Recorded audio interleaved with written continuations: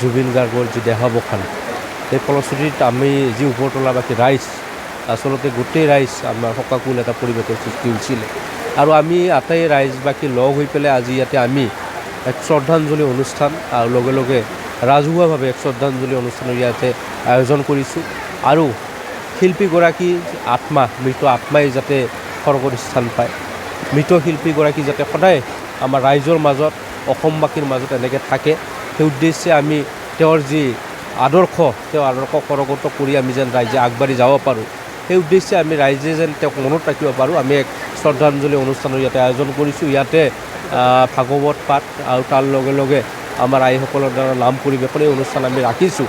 এই প্ৰতিকূল বতৰৰ মাজতো ৰাইজে আহি পেলাই আমাৰ মৰমৰ শিল্পীগৰাকীক শ্ৰদ্ধা জনাইছে। যিহেতু এতিয়ালৈকে জুবিন গাৰ্গৰ যি ন্যায় প্ৰক্ৰিয়া, এই ন্যায় প্ৰক্ৰিয়া এটা ধীৰ গতিত আমি চলি থকা দেখিবলৈ পাইছোঁ। কি ক'ব ইহঁতৰ চৰকাৰক কেনেধৰণৰ অনুৰোধ? আচলতে কথাটো হ'ল জুবিন গাৰ্গৰ ন্যায় প্ৰক্ৰিয়াৰ কাৰণে আমি ৰাইজে বা দল সংগঠনে ইমান প্ৰতিবাদ কৰা দৰকাৰেই নাছিল। এজন হিয়াৰ আমঠু শিল্পী, ন্যায় প্ৰক্ৰিয়া তেওঁ স্বাভাৱিকভাৱে পাব লাগিছিল, কিন্তু ইমান ডাঙৰ শিল্পী হৈও, হিয়াৰ আমঠু হৈও, ৰাইজৰ আমাৰ মৰমৰ শিল্পী হৈও তেওঁৰ ন্যায়িক তদন্তৰ কাৰণে তেওঁ যাতে শান্তি পায়, তেওঁ ন্যায় পায়, তাৰ কাৰণে আমি ৰাইজে ৰাজপথত যাব লগা এটা পৰিৱেশৰ সৃষ্টি হৈছে। গতিকে চৰকাৰক অনুৰোধ জনাইছোঁ জুবিন গাৰ্গে যাতে ন্যায় পায় আৰু জুবিন গাৰ্গৰ প্ৰতি যি অমানসিক অত্যাচাৰ, যিটো হত্যা হ'ল, তাৰ কাৰণে যাতে ন্যায় পাই পেলাই দুখীয়া যাতে উচিত শাস্তি পায়।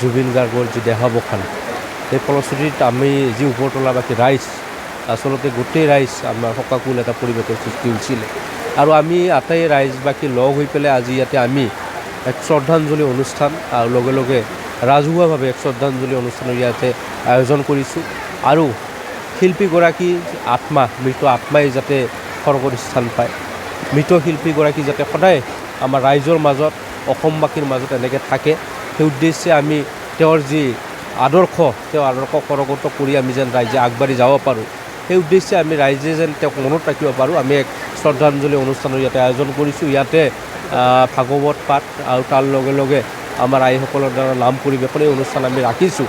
এই প্ৰতিকূল বতৰৰ মাজতো ৰাইজে আহি পেলাই আমাৰ মৰমৰ শিল্পীগৰাকীক শ্ৰদ্ধা জনাইছে। যিহেতু এতিয়ালৈকে জুবিন গাৰ্গৰ যি ন্যায় প্ৰক্ৰিয়া, এই ন্যায় প্ৰক্ৰিয়া এটা ধীৰ গতিত আমি চলি থকা দেখিবলৈ পাইছোঁ।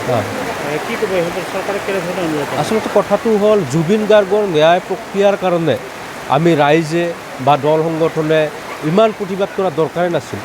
এজন হিয়াৰ আমঠু শিল্পী, ন্যায় প্ৰক্ৰিয়া তেওঁ স্বাভাৱিকভাৱে পাব লাগিছিল, কিন্তু ইমান ডাঙৰ শিল্পী হৈও, হিয়াৰ আমঠু হৈও, ৰাইজৰ আমাৰ মৰমৰ শিল্পী হৈও তেওঁৰ ন্যায়িক তদন্তৰ কাৰণে তেওঁ যাতে শান্তি পায়, তেওঁ ন্যায় পায়, তাৰ কাৰণে আমি ৰাইজে ৰাজপথত যাব লগা এটা পৰিৱেশৰ সৃষ্টি হৈছে।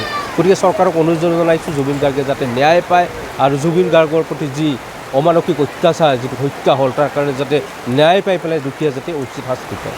যিকোনো খবৰৰ বাবে যোগাযোগ কৰক 7099017330 লগতে 7099017110 নম্বৰত।